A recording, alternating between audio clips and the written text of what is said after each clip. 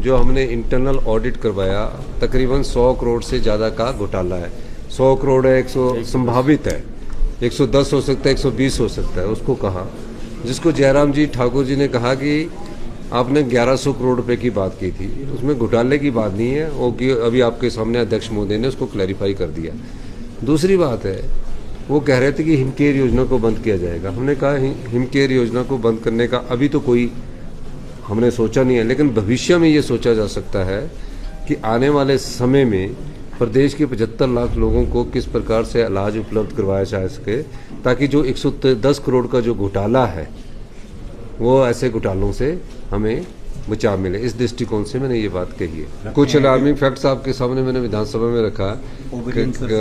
कई मर्दों का ओवरी सर्जरी के उन्होंने हिमकेयर के तहत पैसे दिए हैं, और कई और चीज़ें हैं जो अभी इंटरनल ऑडिट की रिपोर्ट हमारे पास आ चुकी है, और इसकी मैंने फिर विजिलेंस को जांच करने का ऑर्डर दिया है। निश्चित रूप से अभी तो 2 जगह की जांच का पता लगा है।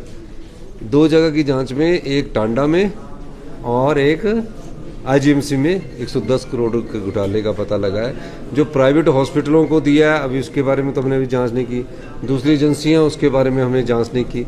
किस प्रकार जनता की संपदा को लुटा दिया जाता है, उस संपदा को रोकने का दायित्व उस सरकार का जो होता है वो हम उसका दायित्व का निर्वाह कर रहे हैं। दूसरी बात और कहना चाहूँगा, किसी प्रकार की कोई भी भ्रष्टाचार की कोई बात होगी, हमारी सरकार किसी भी बड़े नेता के खिलाफ जांच करने से पीछे नहीं हटेगी। वो तो एक टालने की बात होगी। अभी तो स्टेट विजिलेंस ने फैक्ट लाया, जब इंटरनल ने ऑडिट ने फैक्ट ला दिए तो उस फैक्ट के बाद आगे बढ़ा जाएगा। स्कीम में हम सोच रहे हैं कि इंश्योरेंस स्कीम में जाया जाए, और स्टेट्स के मॉडल को हम अध्ययन कर रहे हैं ताकि उसका ऑडिट हो सके।